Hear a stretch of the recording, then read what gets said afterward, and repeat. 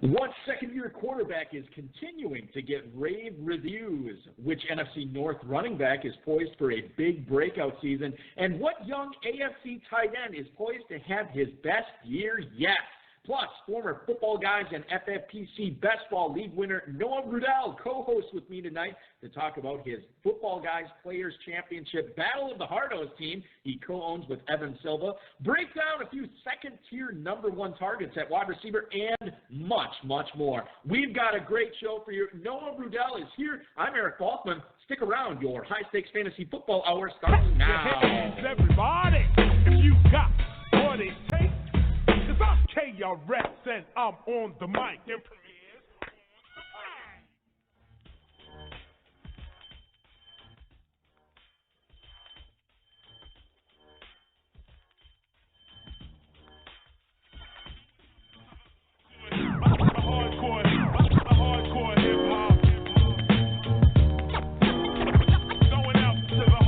Broadcast live and heard around the world, you are now listening to the most entertaining hour of radio on the planet.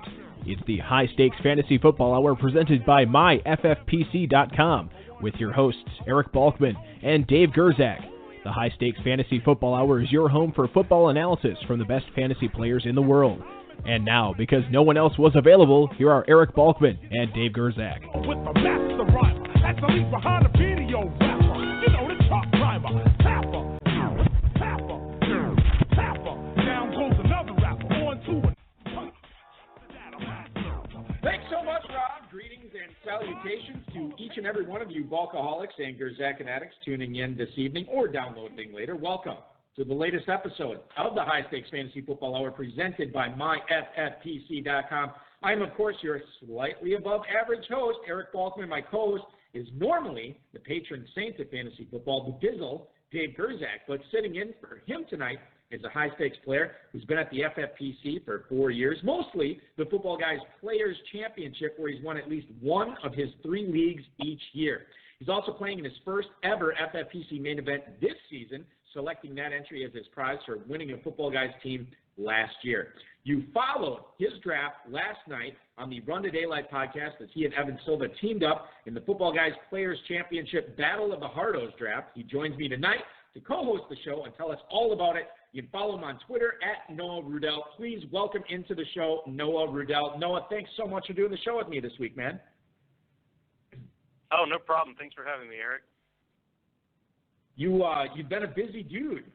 I mean, in addition to all the drafts that you've done, I mean, you were on several. I saw you on the Goat District podcast. Obviously, you were featured on the Run to Daylight podcast. With all the rest of the hardos on that, and now you're doing the show tonight. It's been a whirlwind of fantasy football for you over the last whatever it's been, 7 or 8 days. Yeah, in between all the drafting that I do and then my typical day job, it's been a pretty busy few days, but it's been good. I'm really enjoying this period of the fantasy off season. Yeah, I'm happy to hear that. We definitely want to pick your brain tonight. I know Sports Betting Man chimed in on Twitter. He's also in the chat room tonight. He says, I am not allowed to go easy on you tonight. We're going to go for the hard-hitting questions because you're operating at a different level, and all the high-stakes players tuning in want to hear all about it. So I want you to warn you to be careful. I'm going to go with the hard-hitting stuff. I'm going to try to get you to spill whatever I can tonight. And try to help everybody else out there, because everybody wants inside your brain tonight, Noah. Okay, well, that sounds great, as long as you're willing to take some questions from me at the end. Always, yeah, for sure. We got a good group in the chat room tonight too that would be more than willing to answer those. Blitzdomania's in there, Sports Betting Man, Wash Guy is back in there, Casmo11FF. All in the chat tonight, so shout out to all those guys. And shout out to everyone listening. You feel free to post any questions you might have in the chat room. You can connect with the show at HSFF Hour. I am at Eric Balkman.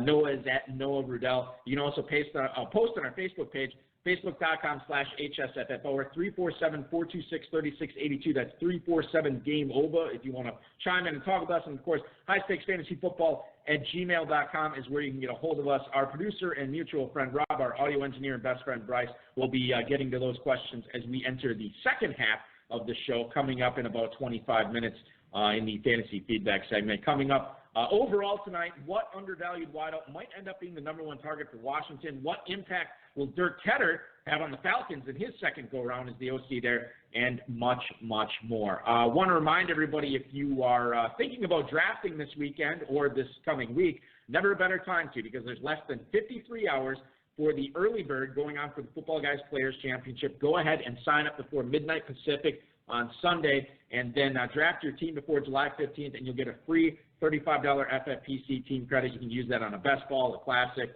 whatever satellite you want for that. Good prep for the main event, good prep for more Football Guys leagues as well.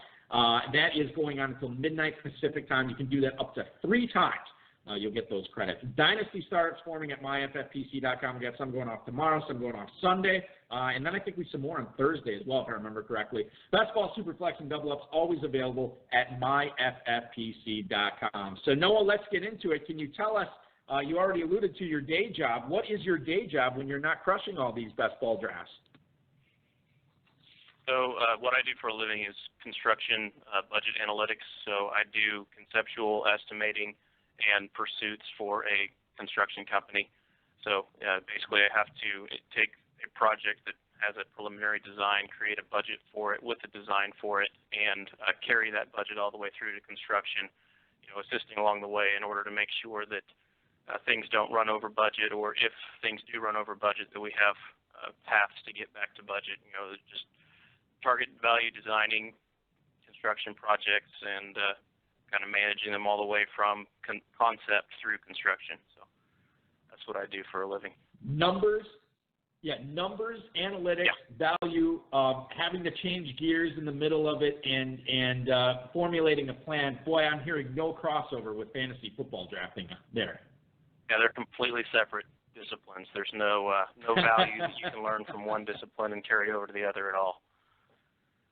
Exactly. Well, we'll be certain to test that theory as we go on through the program tonight. So let's talk about the Battle of the Hardos draft that took place this past Saturday night, Football Guys Players Championship draft, also known as the Hard Way. Can you tell us a little bit how this draft came about? I think it was it got its birth on Twitter, and then the league actually took place on Saturday night. So I'm curious at how the league sort of came to be, and then how you ended up partnering with Evan Silva as you guys co-drafted and co-managed this team now going forward.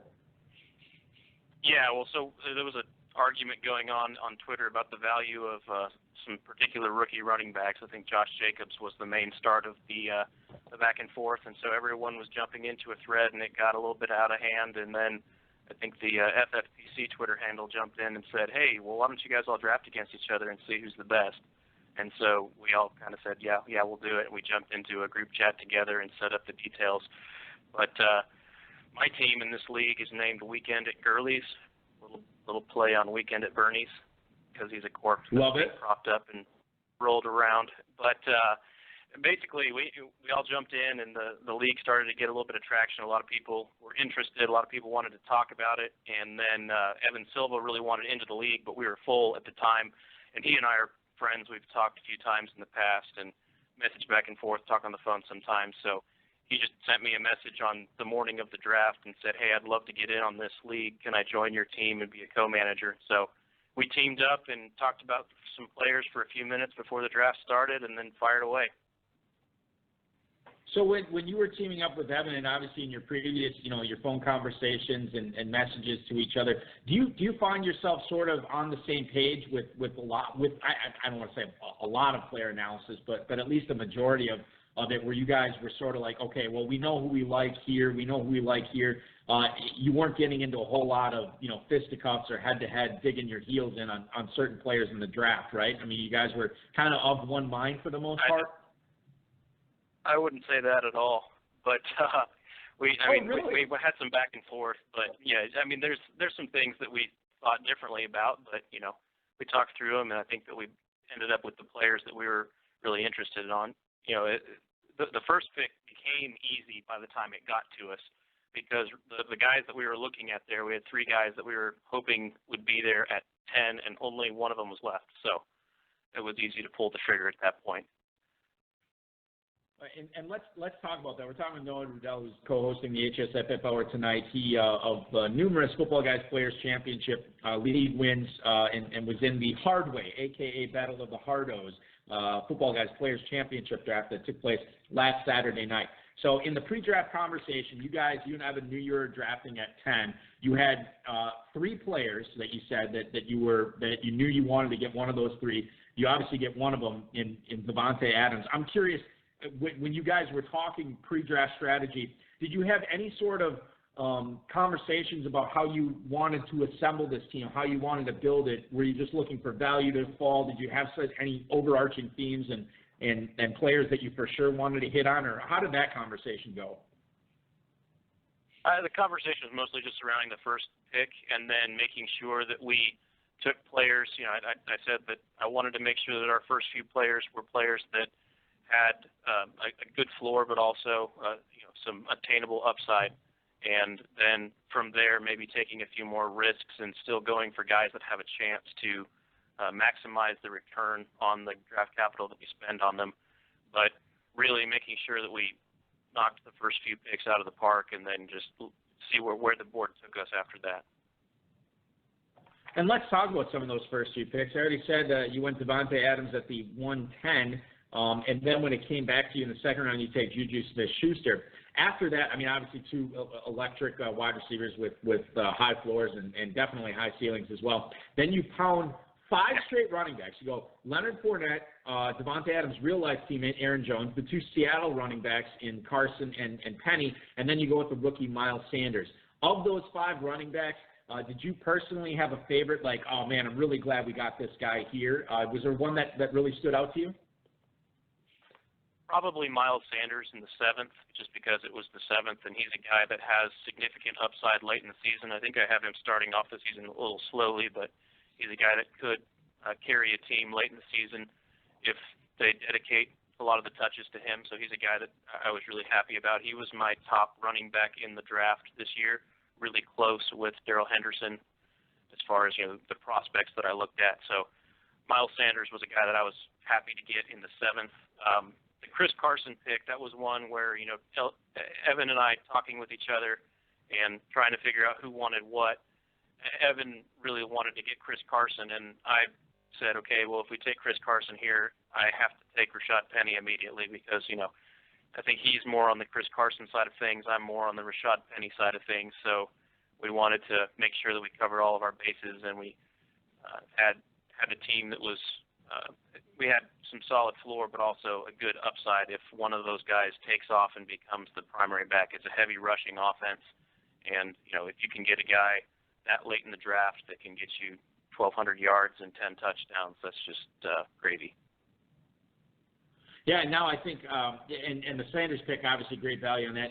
Over the last 2 weeks in FFPC best ball drafts, he's going on average at the 703. You got him more than a half round later than that, so excellent job to both you guys on that. But with the Seattle running backs between Penny and Carson, I think you guys are obviously probably hoping that one of these guys takes a step forward and is the main guy in that backfield, because if they end up, sort of sharing things and they both stay healthy, do you envision either of these guys being more than a flex guy? I mean, could they both be number 2 running backs given how much Seattle's going to run the ball this year? I think they could both be flex guys. If you look at what they had last year, they had Mike Davis involved as well. If you mix Mike Davis's workload into Rashad Penny's workload, and it's anywhere close to what they did last year, both guys would be flexible. And you can use them in your bye weeks for other players as well. And then we've got a bunch of upside guys that we got later to fill in as needed. But I think that there is a scenario where both of those guys are startable players, both Carson and Penny. So that's worst case though. So if one of them takes over and is the guy, then he's probably worth a 3rd round pick and not the 5th and 6th where we got him. Yeah, no question. I mean, if one of those guys were to go down, or if one of them is proving ineffective and the other guy really takes the lead, you're talking about heavy volume for the guy that steps up there. So certainly good value there for where you got both of those guys. What else was interesting to me in this draft, Noah, in rounds 8 through 11, you get you and Evan selected 4 players that could all be the number one pass catcher on their teams. Marvin Jones, maybe not as great of a scenario with Kenny Golladay there, but Cortland Sutton, Sterling Shepard, and Jordan Reed, the tight end for Washington, is being the number one target on a squad, or the chance to be the number one target on a squad, something that you guys emphasize in your draft approach? Having the path to being the number one target is valuable. You know, every one of these players, when you look at it, everyone's got a range of outcomes. And you want to see, okay, on the high end, where does this put this guy? Where on the low end, where does this put this guy? So guys who have a path to be the top, it just elevates their high-end potential outcome. So I like guys like that. You know, I could easily see someone like Sterling Shepard commanding a high number of targets and having his first 1,000-yard season. Same thing with Cortland Sutton. So getting those guys in the 9th and 10th round, you know, I would have liked some other guys earlier, but the problem is these guys that I would typically take there were already gone in this draft because of the level of competition. You know, typically in those rounds, I've been taking guys like Dante Pettis or Christian Kirk. You know, some of those guys that I like better that go in those rounds, but those are not available in a draft with this many pros. Noah Ruddell, Christian Kirk went in the FFPC 6th round, and Dante Pettis did as well. Yeah, no, and totally right on that. I was surprised to see some of those receivers go off where they were as I looked on this draft board. By the way, if you want to check out this draft board, you can check out the FFPC Twitter feed. I know that really, I mean, it's posted all over Twitter. If you search Battle, like the Hard Way or Battle of the Hardos or any of the, you know, the competitors' Twitter handles on there, you can check it out. It's on Noah's, it's on Evans, Two-Packer, it's on his as well, Crack Rock. No question. So there's a ton of people posting this on Twitter. Actually, we should get that up on the High Stakes Fantasy Football Hour Facebook and Twitter too. I'll tell Rob to do that. Noah, when you looked at the draft board after it was complete, sort of what was your takeaway, not only about your squad when you looked at it when it was finalized, but also maybe anything else that sort of stood out to you about any other team in this league or maybe about the league or the draft in general? I think some people took more risks than I anticipated people would take. You know, this is a league that has a punitive last place penalty that involves wearing a costume with an unflattering appendage on the front. So I was surprised that some people drafted the way that they did, just, you know, thinking of a last place penalty. But I liked it because everyone was trying to draft for first place. You know, I think one of the picks that started the craziness in this draft was when Todd, who drafted right next to me, picked Derrick Henry at the 202. And that just kind of started a snowball of people making some pretty bold picks. I think we had a guy that took Todd Gurley in the 3rd and Darrell Henderson in the 4th, and then followed that with Tyreek Hill in the 6th. So a lot of risk there, but, you know, maybe a lot of potential upside. So there's a lot of guys that took paths that you don't see very often, but it was really interesting to see the way that the board came together, and we had a lot of good interaction and discussion during the draft, so it was a lot of fun. Yeah, and I look at this from the standpoint of not only are you guys each trying to win, you know, $250,000, you're trying to win this league, you're trying to avoid, I'm assuming there's going to be social media pictures of whoever the loser is wearing said costume, right, Noah? Oh, I'm sure that there will. They'll last forever, so not being last place is good, but I really am not concerned about being last place. So, right, yeah, no, nor should you. I know a sports betting man already chimed in the chat room saying how he was really a big fan of your team, and I know a lot of the other feedback on Twitter that you got was pretty positive about the squad that you had put together. But yeah, I think when you look at this from, pretty much, yeah, absolutely. When you look I think as long as I have tight ends that are not all greeters at Walmart by the end of the season, I think that I'll be in decent shape. Well, there's a non-zero chance of that happening, but I think you're going to be okay. Blitzdomania chiming in the chat saying that the unflattering costume that you referred to will be worn live at the FFPC Vegas events at Planet Hollywood in 2020. So that will certainly be the price of admission for anybody going out there to see whoever that is. Certainly, it's well worth going to be interesting. interesting. Show up just to see somebody in the costume. Exactly. Casmo11FF chiming in the chat room said that he heard you on the Goat District podcast talking about Tyreek Hill. With the news that has come out this week, and I don't want to say it's news, but we know that he met with the NFL for 8 hours. There's been reports that it went positively. There's been other reports that he might only get suspended for a maximum of 4 games. Again, that's just speculation right now, but that's basically all we have to go on until more concrete stuff comes out. With these reports being out there, Noah, have you changed your viewpoint on Tyreek Hill at all going forward, or do you still have sort of the same draft strategy when attacking your drafts in regards to Tyreek Hill? I think that the NFL wants a definitive result to this scenario, especially because of the optics of the tape that everyone has heard.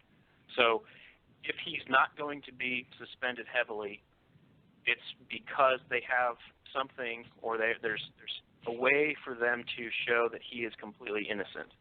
So if there's something or some way for them to say that he did not do this or that he is innocent, then it makes sense that the suspension would be short. In any other circumstance, I think the NFL is going to want to throw the book at him. So the news sounded positive. I would caution that the news that you hear right after a hearing like this, it's not coming from the NFL side. It's coming from the lawyers or the agent for Tyreek Hill. The prosecutor that the NFL hires to do this kind of work isn't talking to Adam Schefter. The person talking to Schefter, whoever the news is coming from, it's someone from Tyreek Hill's camp.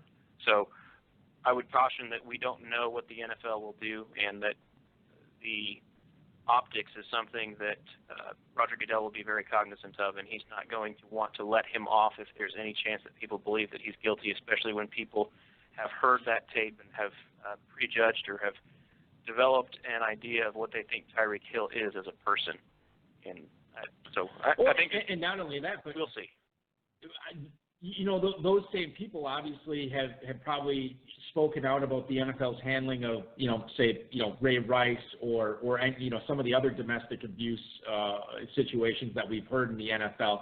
So, and I think the NFL is definitely aware of that as well. When you look at, and I totally agree with you, the news that.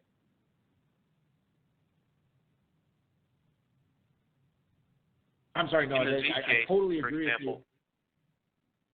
Yeah, in the Z case, for example, the NFL's prosecutor did not recommend charges, and then they ended up did not recommend a suspension, and then they ended up suspending him 6 games anyway. So I think there's no definitive answer out of the news that we've heard recently, but it is more positive than it was.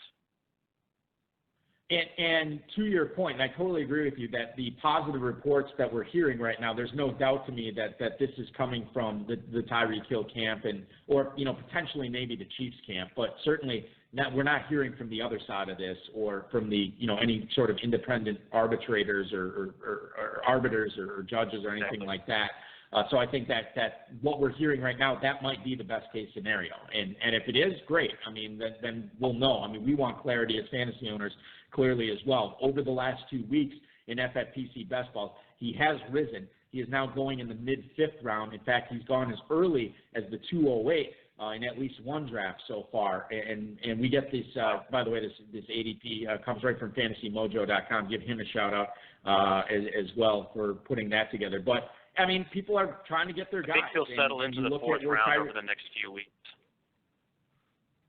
And he is going behind guys that I could easily see him going ahead of going forward once we get some more news out. I mean, Chris Godwin, DJ Moore, Robert Woods, Kenny Golladay, Brandon Cooks, Julian Edelman. I mean, these are all guys I could see Hill going. And if he is suspended, let's say it is 4 games, Noah, and we do know that, would you take him in the 4th round of like an FFPC main event or a Football Guys draft? Is that where you would settle in on Hill?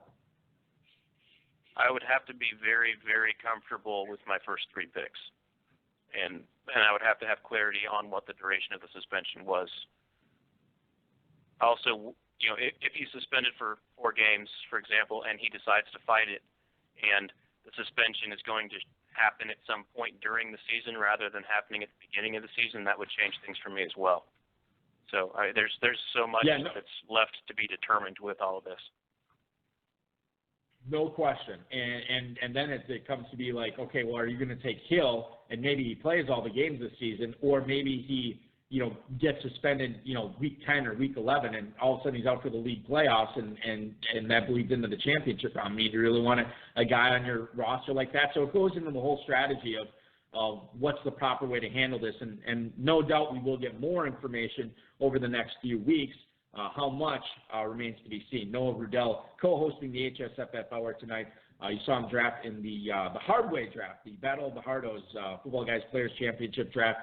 He's also won multiple FFPC best ball leagues, multiple Footballguys Players Championship leagues. But I want to talk about the best balls here, Noah, because you play in a ton of best ball leagues across many different formats. Nearly 4,000 last year. You're already in more than 700 so far this year, as we haven't even entered July yet. I'm curious, how do you find the time not only to do all of them, but to make all the picks, and how do you keep all these leagues straight with that many of them going on? With best ball leagues, you don't really have to keep them straight, so that makes it a lot easier. I'll do some slow drafts. I'll have 10 to 20 slow drafts running at a time, and then I'll do fast drafts as I'm able to, just in the evenings after my family goes to sleep, things like that. I'll just go ahead and pop off a few fast drafts, but I just kind of space them out throughout the season and do them in the evenings, and it's a fun way to spend some time. I'll do 3 or 4 live drafts at a time with 30-second clocks, so it's kind of my goodness, keeps you on your toes. How do you, and I'm curious on this, is when you're building these rosters and assembling these players on these teams, are you ever worried about drafting too many of one player, or are you concerned with rather, than being overweight on a certain player, that you want to spread the talent out, spread the wealth out, or do you just like, look, I believe in my convictions, these are the players I want, and I want to get these guys on as many teams as possible? How do you treat that when you're managing, thousands of drafts where you're assembling these best ball rosters? Well, that's a good question, and it depends on the format of the draft, how many people are in the draft. If it's a 3-person versus 12-person versus 10-person versus 6-person. I draft in all different sizes, so I go from 3-person drafts all the way up to 12-person drafts, and your philosophy for each of those as far as your ownerships and your exposure is very different. And then also, if they're best ball cash games or if they're best ball championships where it's some kind of tournament, my strategy will be very different in those as well. But as far as, guys that I'm convicted on, I don't want to take them too far ahead of where their ADP is, just because I do enough volume that I'll be able to get decent exposure. I think that I get good exposure to the guys that I like just by fading the guys that I don't like. And, so I end up getting guys a couple spots ahead of their ADP from time to time. But, if I start to get, for example, I track my ownership in 3-man drafts very closely because, you should have around a third of each one of the players if you're drafting everybody the same. But if I start to get up over 50, I reconsider what I'm doing, and I think, maybe I'm taking this player around before I have to. Maybe if I wait another round, that guy will still be there, and I'll get similar exposure. Maybe I'll lower it down to 45%, but I'll be getting that guy around later each time. So I use my exposure to each player as a way of dialing in when I take players, because sometimes you don't realize that you're overdrafting a guy because you're higher on him than most people are, or you're lower on the other guys that are in his tier, but that makes it so you can get him later because you're passing on the guys that someone else is going to take. If that makes sense. Yeah, no, it totally does, and very interesting philosophy when you're talking about managing those types of teams. Is there a player that you are concerned that maybe has entered that 50% threshold, or a player that you think that, okay, I got this guy a bunch, I need to dial it back on him? Is there a player like that so far this season, or conversely, maybe a player that you liked and you read a blurb on him and you're like, well, why don't I have that guy in more spots? This is a guy I like and I don't seem to be getting him. Are there a player or players that stand out on either ends of either ends of the spectrum there? Guys that basically where I noticed that is when a guy shifts drastically in ADP. So right now, Dante Pettis is one of those. I was grabbing him at fairly even amounts of exposure when he was going in the 8th and 9th round because I liked him. I wasn't trying to pick him in every 8th round, but now it seems like he's jumped up, and I realize, I haven't taken Dante Pettis in a while. And then I look, and, it's because he's going in the 7th round now or, late 6th round. So guys like that, I think he could end up being in the late 5th. Some other guys like that, maybe Christian Kirk. But I try and stay ahead of ADP moves on most of the guys that I'm interested in. What I do with each player is I do a thought experiment about their ADP. Are they going to have a better ADP than this at a later point in the season, or is this the best case that I'm going to get? And if I think it's the best case, then I will take that player a lot in that spot. But if there's potential for me to get them at a better ADP later, then I won't try and force exposure to a player because I know that I'm going to get more exposure to them later in the season. So players that I do that with, a lot of the time it's guys that I think are going to be suspended or guys where more news is going to drive up their ADP later on. So if there's a guy that I like, but I go, hey, he's going to get a suspension, it just hasn't been announced yet, I'll wait and take him after the dip. Sports Betting Man chiming in the chat. He wants to know if you fade a, quote, talented player across all contests to the point that you might be screwed if that player goes off. Has there ever been anybody like that that's going at the top of drafts that you've totally eliminated off your draft board, or is everybody fair game when you're drafting, Noah? There's some players. I mean, did you want to talk about some potential busts that Sure, yeah. That I don't have much of? Yeah. Okay. Do you want to? How about we go from the 10th round back to the 1st round and identify the guy that I think is most likely to bust in each? Does that sound good? Sure. That's perfect. Let's do that. Okay. 10th round, DK Metcalf. I don't have him, and I'm not really interested in having him. But he goes in the 10th round. 9th round, Kareem Hunt. I don't think I want Kareem Hunt in the 9th round at all. 8th round right now, Geronimo Allison goes at the 809. That's not something I'm interested in taking. 7th round, Eric Ebron. I'm not taking Eric Ebron in the 7th round. 6th round, Jarvis Landry. I'm not taking Jarvis Landry in the 6th round. And these are all 0.5 PPR. But Jarvis Landry in the 6th round is rich for me in 0.5 PPR. Cooper Kupp in the 5th round, just because the injury potential. I don't think that there should be an expectation that he's back to 100% after a midseason ACL tear. He's very effective when he's healthy, but I think that the expectation that he's going to be 100% is a little bit inflated. So I'm not really interested in him at the 505, which is where he's currently going. 4th round, Phillip Lindsay. That's an easy one. He's going way too high. 3rd round, Josh Jacobs is a guy that I don't have hardly any of, and I think the 3rd round is rich for a guy who is going to be game script dependent. 2nd round is also easy. It's Todd Gurley. And then first round's a little tougher because there's a name that I want to say, but I think everyone would probably be surprised. Le'Veon Bell's maybe one that I would say, but there's another one that I don't really have any of, and I'm not interested in taking, but I don't think I'm ready to say that yet. Okay. No, listen, we'll still count Le'Veon Bell. Listen, we've never had normally we have our guests every week come on and say, okay, who's a player that you're staying away from, who's a player that you're trying to get late. We've never had anybody list 10 guys they're going away from. So you definitely get the pass on the 1st round if you don't want to reveal that player. So just to reiterate here, from what you had, Noah, in the 1st round, you're staying away from Le'Veon Bell. In 2nd round, you're staying away from Todd Gurley. 3rd round, Josh Jacobs. 4th round, Phillip Lindsay. 5th round, Cooper Kupp. 6th round, Jarvis Landry. 7th round, Eric Ebron. 8th round, Geronimo Allison. 9th round, Kareem Hunt. And 10th round, DK Metcalf. Now, I think we have a couple of questions on Kareem Hunt and DK Metcalf coming up later on. We'll explore those in a little bit. But that was great stuff there. Now, conversely, do you want to reveal any of the players that you're targeting maybe in the second half of drafts or in the mid-rounds? It's not really specifically targeting. I'm just looking at guys that have a range of outcomes that can return significantly higher than what I'm spending on them, and if it's more of a tournament-style draft, I'm more likely to take some of those riskier guys. It's best ball that I do for the most part, so I'm looking for guys with a weekly ceiling as much as I'm looking for guys with a seasonal ceiling.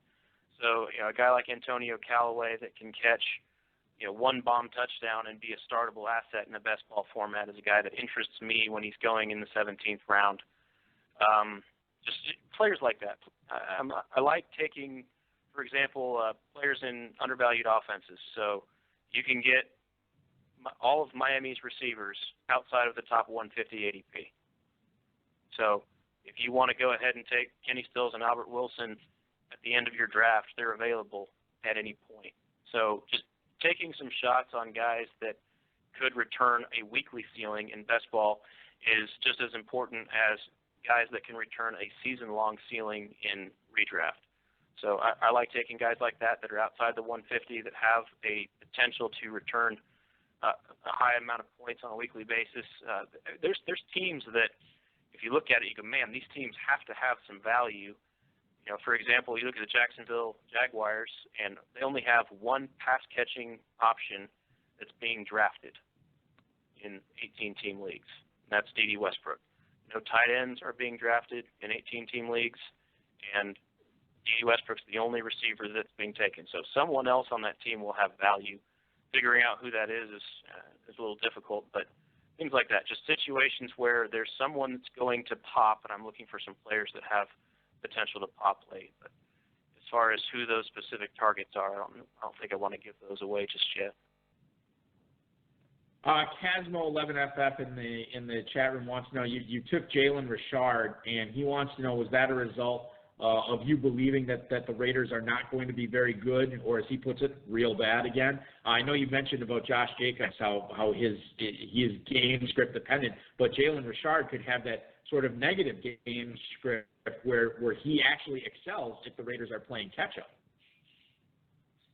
Yeah, so he was my highest-owned running back in best ball last year because if you watch the way that John Gruden runs his offense, his personnel groupings are very rigid. So when they are in their hurry-up offense, it's going to be Jalen Richard on every play. At least that was my plan last year, and I thought, okay, this team's going to be behind a lot. They're going to be playing a lot of catch-up, and Jalen Richard is the check-down option for a quarterback that loves to check the ball down in an offense that's going to be losing most of the time. So I really liked Jalen Richard last year, and he did okay for the draft price that I was paying then. I'm slightly less interested in Jalen Richard this year than I was last year, not by a lot, but I think he's going to have a similar role. He's going to be the guy that's out there during the hurry-up offense. But I think that with Antonio Brown in the fold, they will need to check down less often. So I like him. I think he'll have a similar role to last year, but maybe not quite the same number of targets. I do think that he could see the positive side of touchdown regression, though, because I don't think that he got nearly the number of touchdowns that you would expect for his touches last season. Let's get into a couple of emails that came in for you this week, and that is the first one from Camden, New Jersey. It's Mike. Hi, Noah. How have you been handling Nick Chubb and Kareem Hunt in your draft this summer? Good luck in 2019. Mike, thanks for the email. Appreciate that. Well, we already know you're avoiding him, and then Kareem Hunt in the 9th round. What about Nick Chubb? Is that a guy that you've been turned on to, a guy that you've been targeting in your draft, Noah?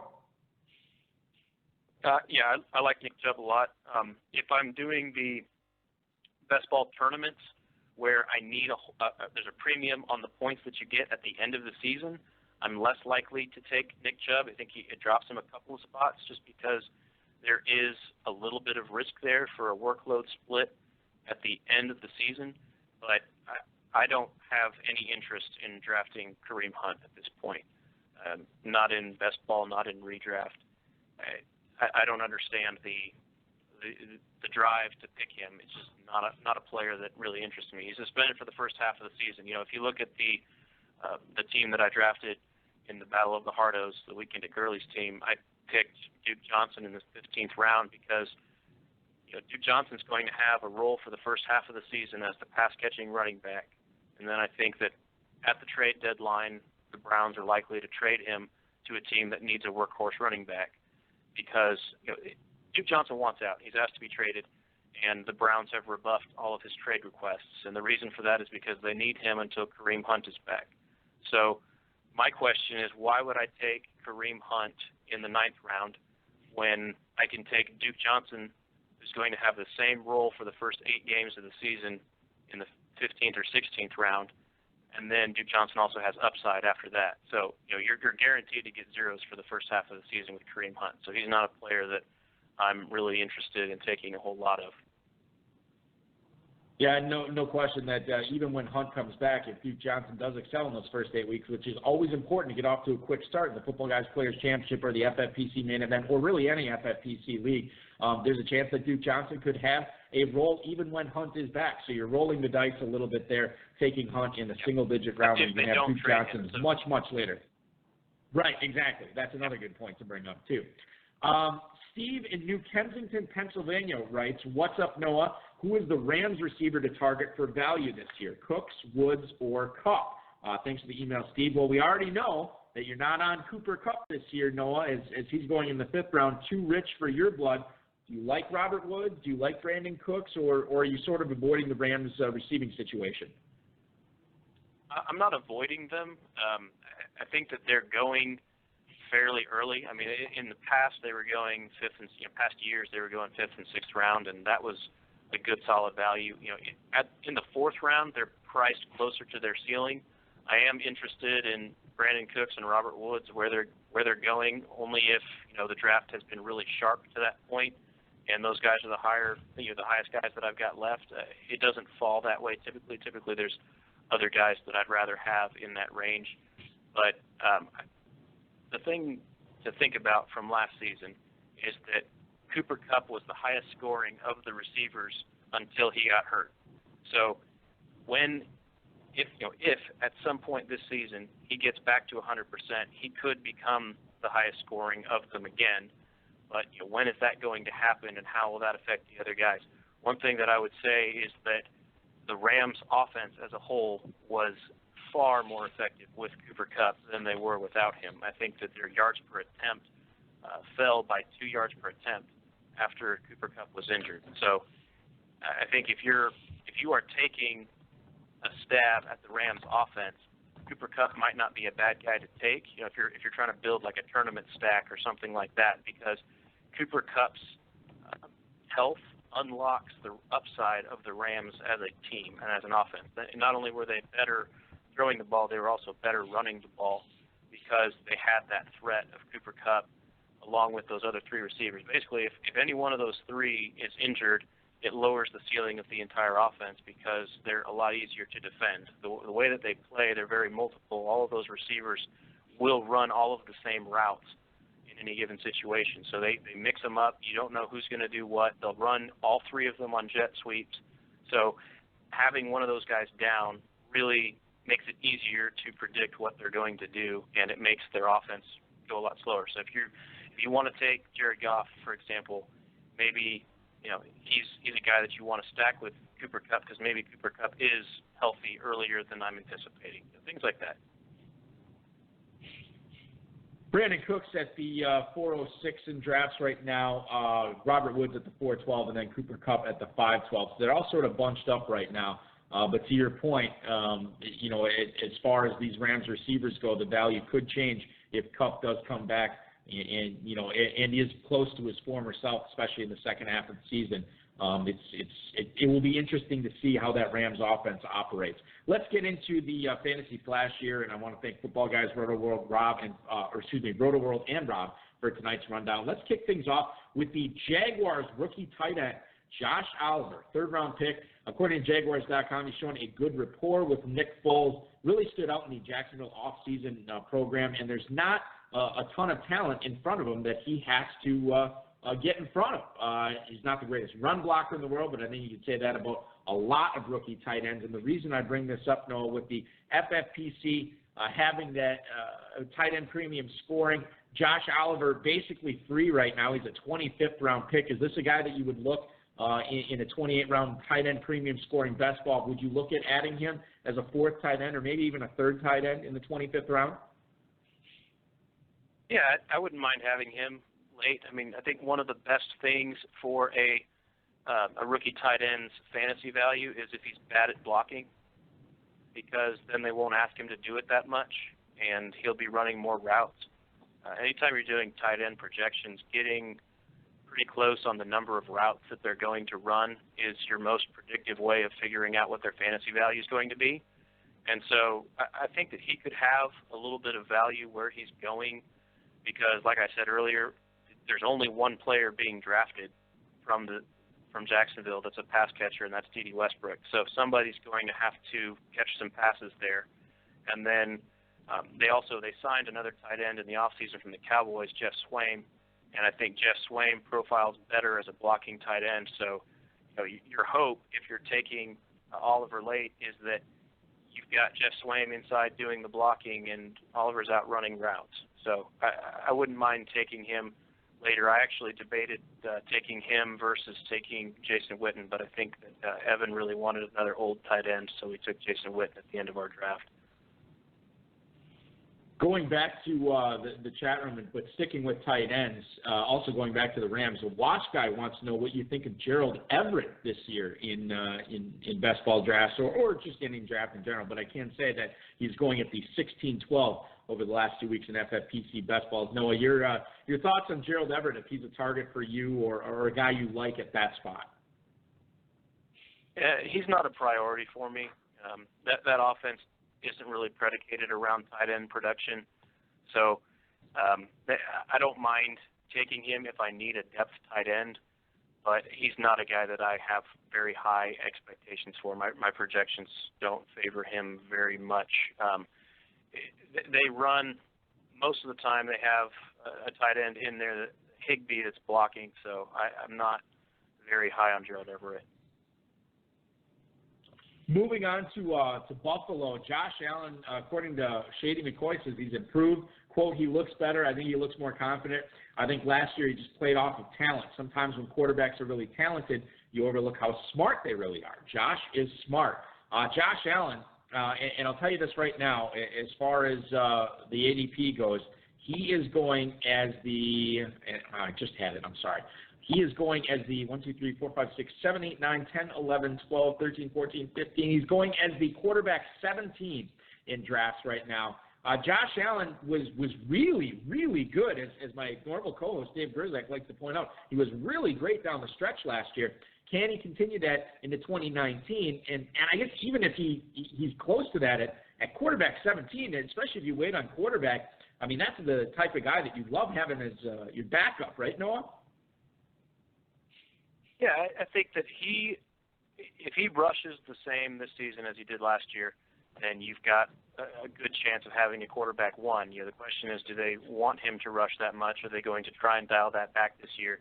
It seems that a lot of his rushing last year was he didn't see something that he liked, he panicked, and he ran. It wasn't really designed rushing as much. So if he is more confident in the pocket, does that lower his fantasy projection for you?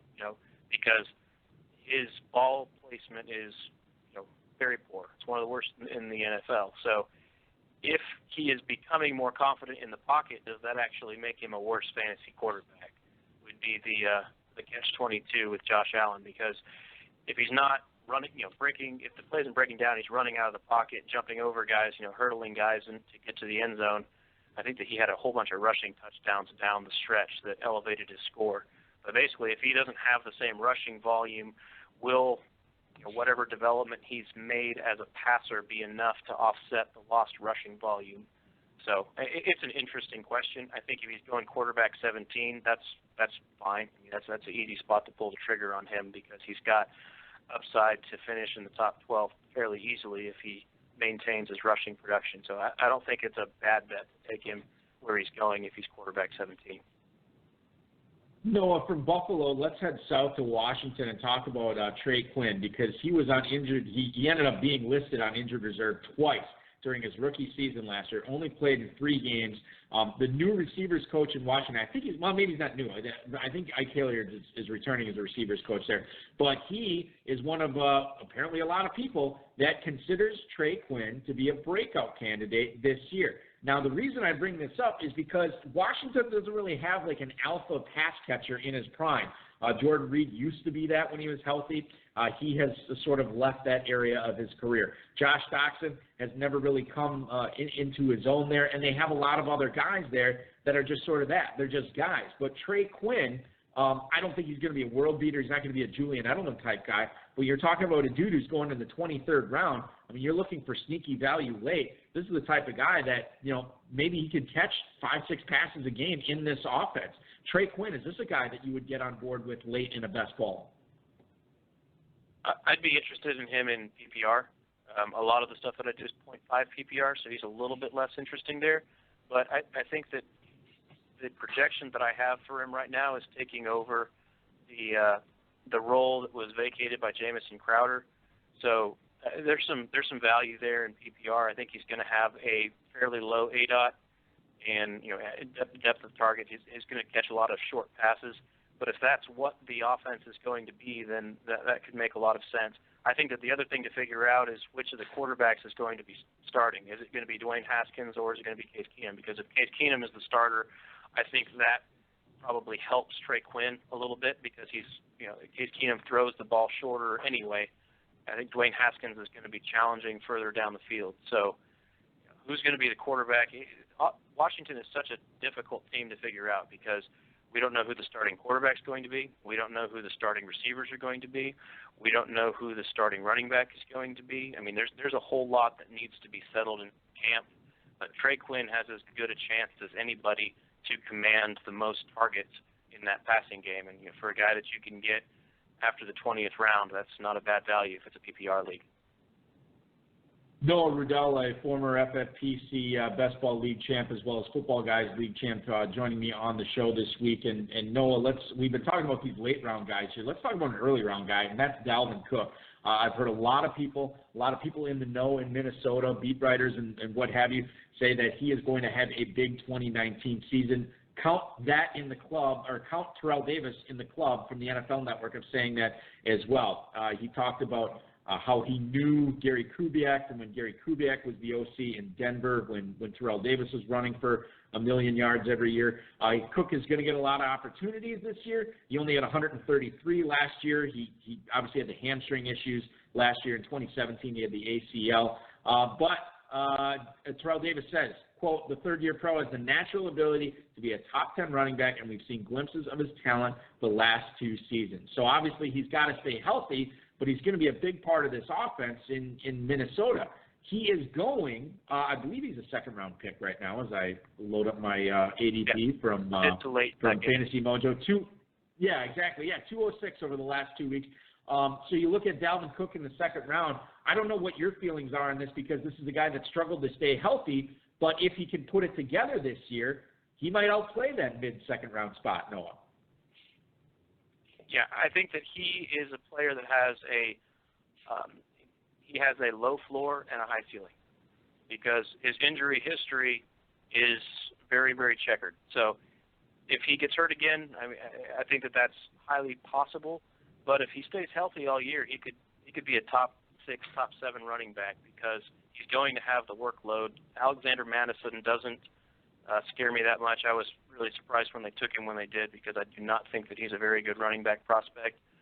I think they took him too early. I had an undrafted grade on him. But I think that he's going to get the workload as long as he's healthy. The offensive line is a little bit of a question mark. They've done what they can to improve it. It was one of the worst in the NFL last year.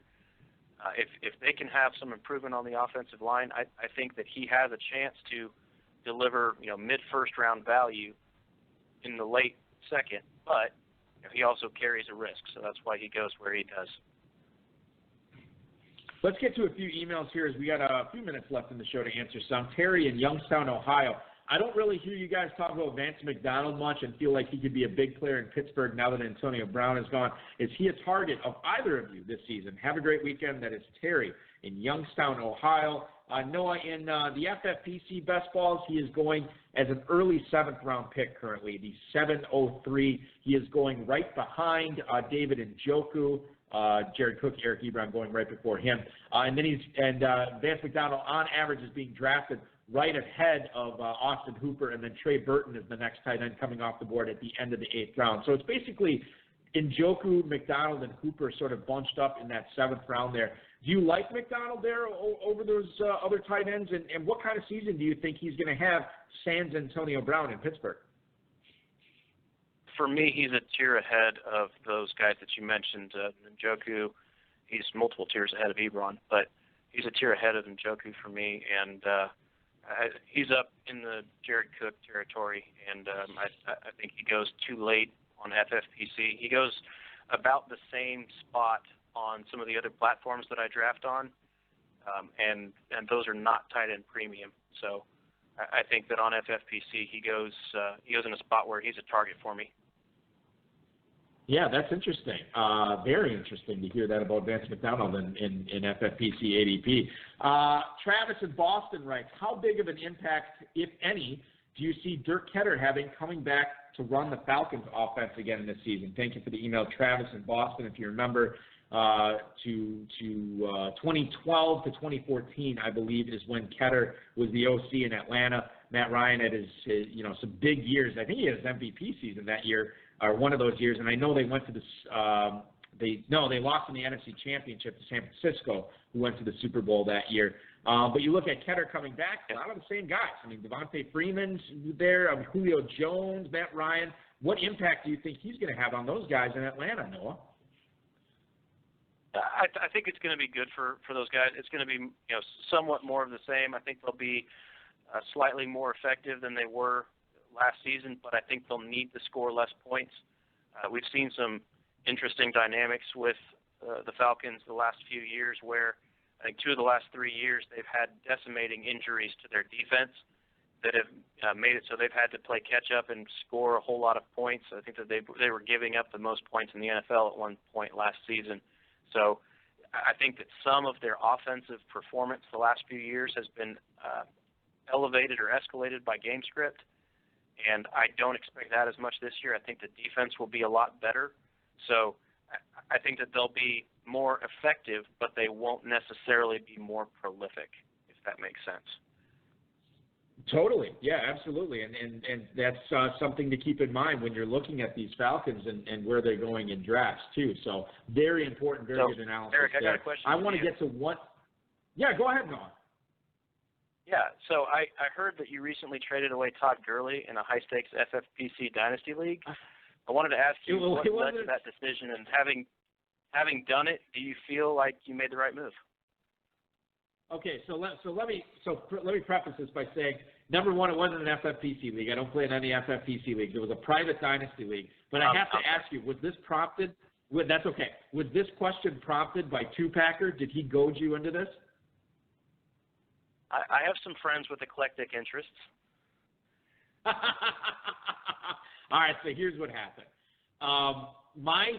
This team I've had has always been a pretty good team, but it's never won a playoff game. It's led the league in scoring twice, but it always seems to falter when it gets to the playoffs, and obviously that's growing frustration for me. So now yes, totally. So now with this Gurley arthritic knee thing, I was coming off, again, a first-round playoff exit, and I had the 7th pick in the rookie draft, and I kind of made up my mind while I was taking Henderson there. I didn't really have any way around it. And Two-Packer was actually picking at the spot in front of me. And he made me an offer, and I was less than thrilled with it. So I countered with what I thought was a fair offer, which I crowdsourced and found out it was a fair offer. Of course, the crowdsource said that what he offered me was fair as well. And it involved Ronald Jones and another pick and moving down. And I wasn't prepared to give up the pick and Ronald Jones to move up one spot to take Henderson. So I said, you're going to take Henderson, that's fine. So then as soon as he took Henderson, I immediately put Gurley on the block because I kind of wanted to wash my hands of him. It was the only share I had of Gurley, and I didn't want to put up with, another season where I'm on the cusp of it. And if I would have had somebody other than Gurley, or, if I could have somebody who's performing at a very good level in 2 years, I'd much rather have that, especially if Gurley's knee is going downhill.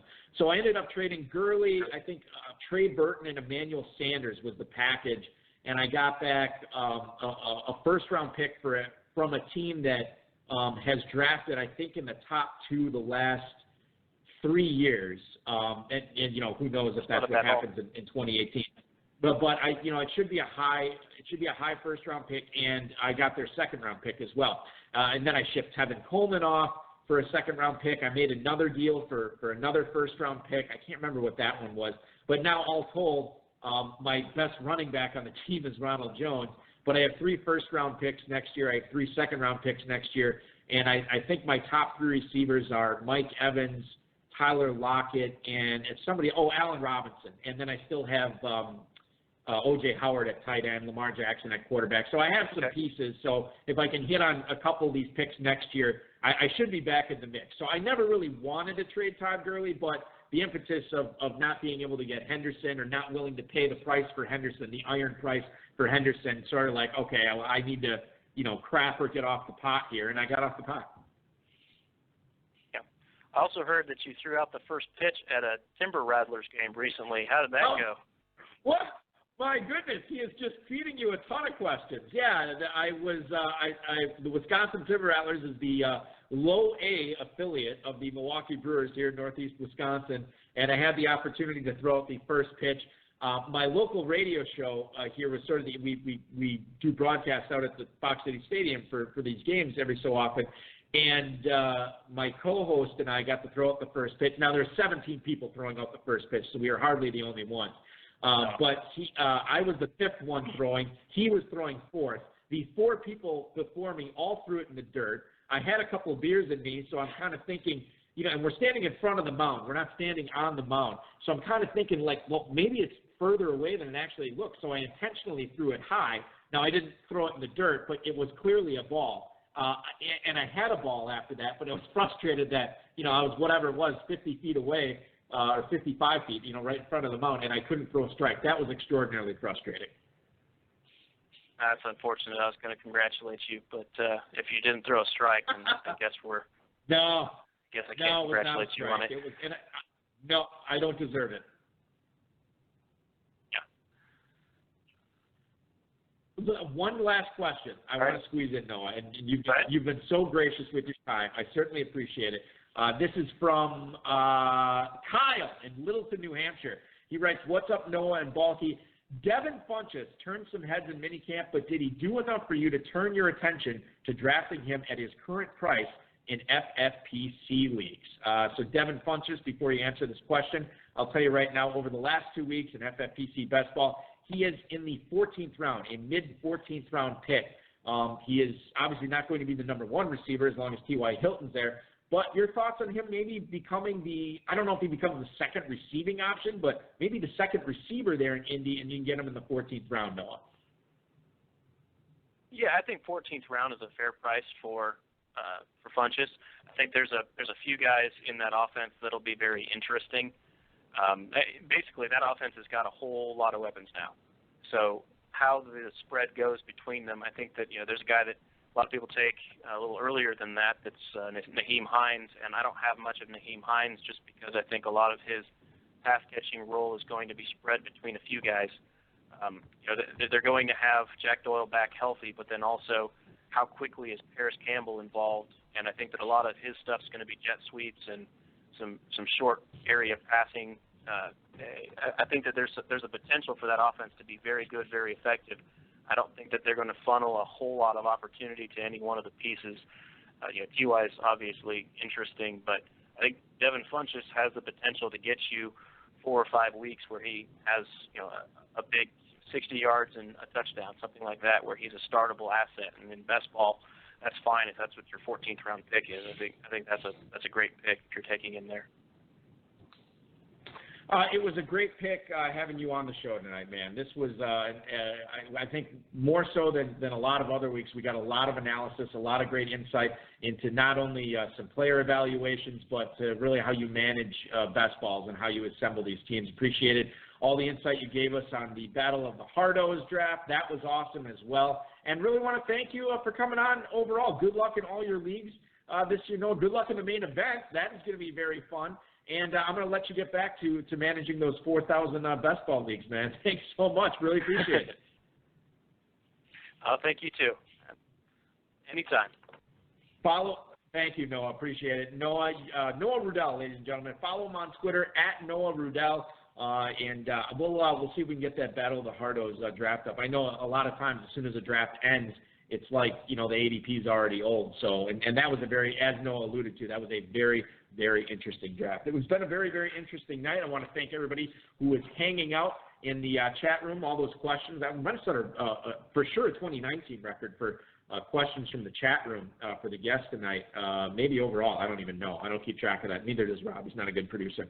I'm just kidding, Rob. I want to thank Noah Ruddell, not Dave Gerzak. Well, I want to thank Dave Gerzak because he wasn't on the show this week, and we got Noah to co-host for the whole hour. That was awesome. I want to thank the FFPC, Rob, Bryce, and, of course, each and every one of you. Now, next week, no Dave again. Not his fault. It's going to be my fault. We are going to record. The show will air at 10/9 Central. However, it will be recorded early, so you can still pop in the chat, but you won't be able to communicate with us because the show will be pre-recorded. So next week's guest is going to be one of the Pros versus Joes entrants this year. He's won a main event league in the past. He's won Football Guys leagues in the past. Dave Chiodo is going to be on to talk about not only draft this summer, but also his plan of attack in the Pros versus Joes. Check out the Maiden Dynasties and 2019 Best Balls at myffpc.com. Less than 52 hours to go to get in on that Football Guys Players Championship early bird, so make sure you're taking advantage of that. Hey, guys, 15 minutes to go. Midnight draft. We need 5 teams. Jump in. Be the hero or be one of the heroes. I'll be commissioning shortly. Thanks so much, everybody, for listening. We'll talk to you again next Friday. And as always, of course, your weekend starts now. This has been another episode of the High Stakes Fantasy Football Hour presented by myffpc.com that was broadcast live and heard around the world. Eric and Dave will be back next week with more analysis, interviews, and advice from a guest much smarter than they are.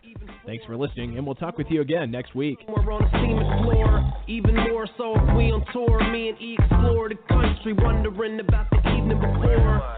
Trying to explain where the time went, while other rappers find a studio to grind in. Hey, one other thing I should mention, too, just shameless self-promotion. In addition to Dave Chiodo being on the HSFF Hour next Friday, on Thursday, you can actually go to rotoviz.com/podcast, check out the latest edition of the High Stakes Lowdown, and it's going to be another member of the Battle of the Hardos. Greg Cantor at Crack Rock is going to be this week's guest on the High Stakes Lowdown. Look for that Thursday morning. That'll be a lot of fun talking to him. He's done a ton of drafts this summer, so he'll have a lot of great insight as well. Thanks again so much for listening, everybody. We'll talk to you again next week.